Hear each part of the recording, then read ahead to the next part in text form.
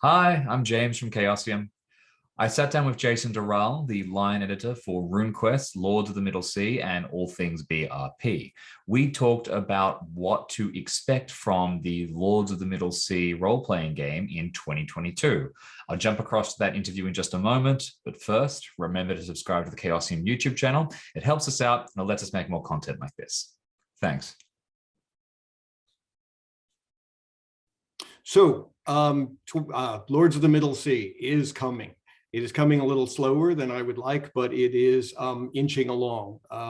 Due to the 1, 2, 3 of the starter set, some starter set support materials, and some reprint of the Red Book of Magic and weapons and equipment all happening relatively in short order. I haven't been able to jump on Lords of the Middle Sea as quickly as I'd like, but right now, I am tinkering with it on a daily basis. The core rules are locked down. I've got a lovely group of outside people, almost entirely freelancers that I've never worked with before, writing scenarios for the game. We'll probably accompany it with it'll either include some scenarios, like several scenarios within the core game, or it will have a little companion book that will have some scenarios, like standalone scenarios, kind of like RuneQuest did with the Pegasus Plateau. Some of these contributors include Charles Dunworthy. We've got Steffi Devon writing one. I've got a writer named Russell Smith. I think this is his first time writing an RPG, so that'll be kind of interesting. Jason Brick, I believe, is working on one, and a few other people are coming in on them. And I've got some feelers out to a number of other authors because I wanted to have a kind of interesting and diverse group of collaborators for this. Let's see.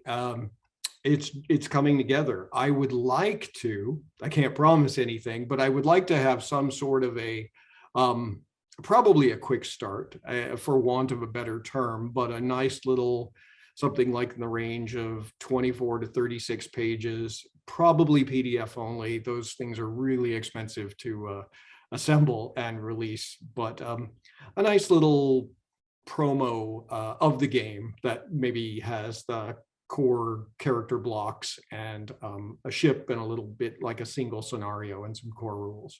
That's something I've been thinking about on a back burner. And then we're continuing our playtest campaign, which has been a lot of fun.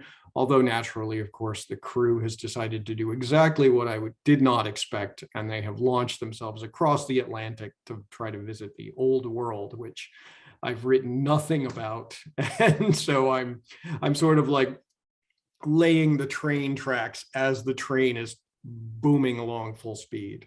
So that's what's happening. Time-wise, the next thing that's happening with RuneQuest is Cults of Glorantha is going into full layout, and we're prepping that. I'm indexing the edited files, making sure everything is consistent with that, and the art design for that unbelievable looking book is being finalized. So that should go into layout very, very soon. And then I'm sort of working on Lords of the Middle Sea stuff around that.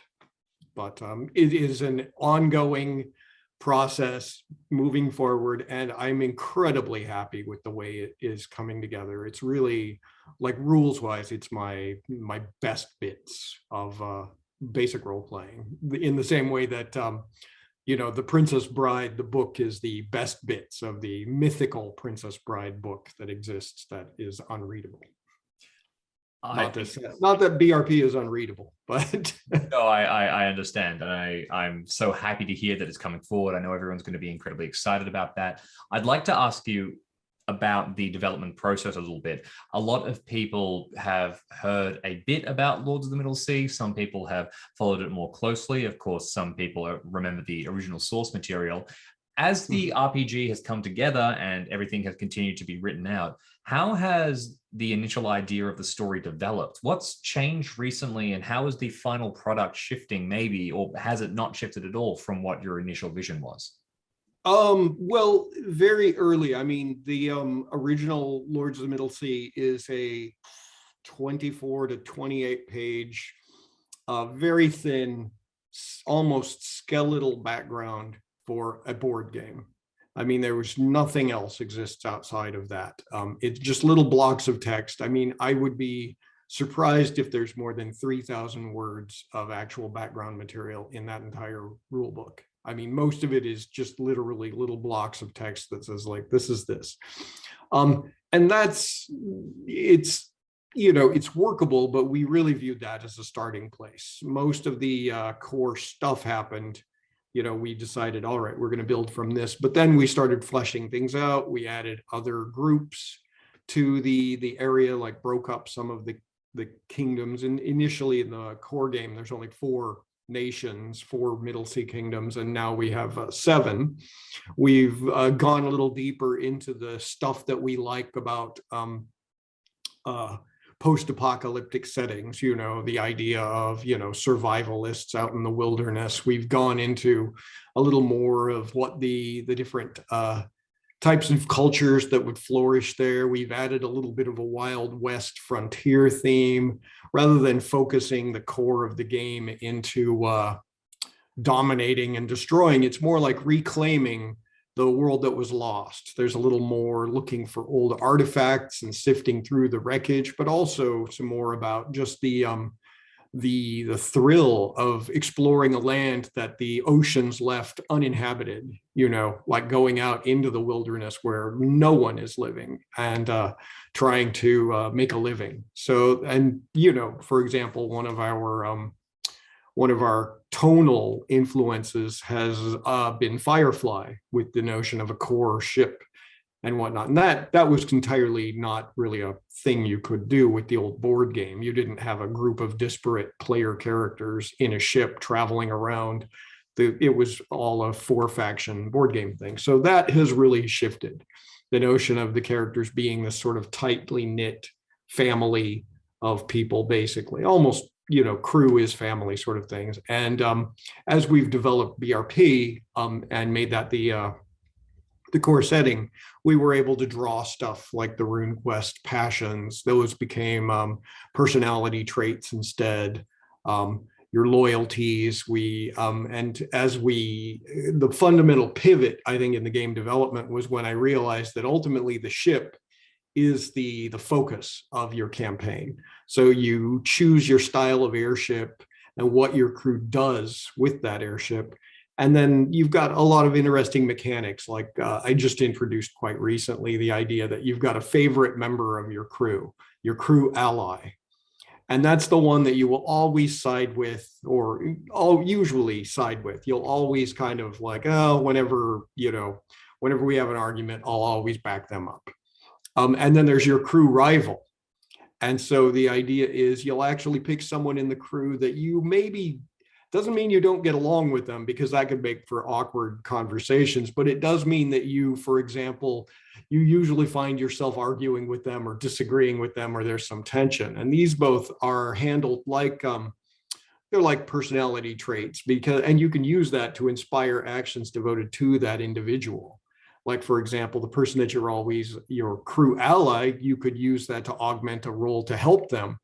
Just as if you were working on, if you were interacting with your crew rival, you might use that trait to actually augment, to either show them up or to prove them wrong or do better than them in some way. So it can actually add a little more depth to the thing. And I think that's one of the biggest fundamental shifts in the paradigm, was trying to streamline the gameplay, get BRP down to a really minimalist version of the setting. There's a lot of character generation stuff, but once you get down to that, dice rolling is really simple, really light.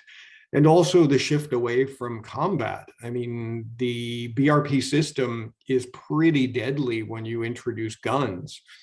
And we have found that in the playtesting, people don't, as soon as they start looking at damage rolls and start considering what can happen very quickly in a combat, we find that usually negotiation and persuasion and intimidation and just outright getting the hell out of Dodge are the preferred tactics for handling armed conflict or hostility. I mean, it sounds like exactly the kind of game that I'd want to play. I'm keen to get a hold of it.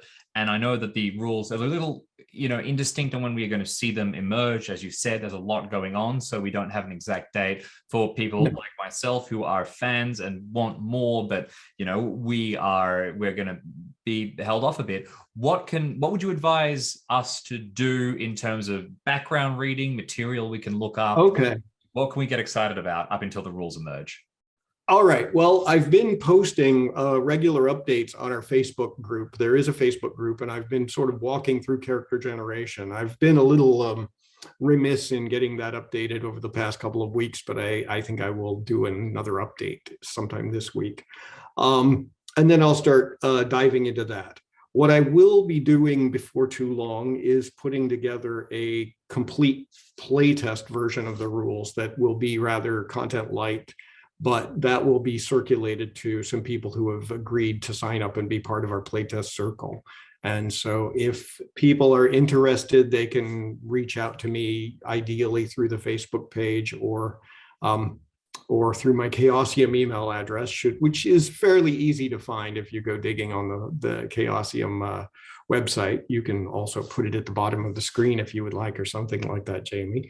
And then, I'm happy to put you on the list for playtesters, and obviously people from within the Chaosium family will be part of that playtest circle. So don't worry, you'll be seeing it before too long.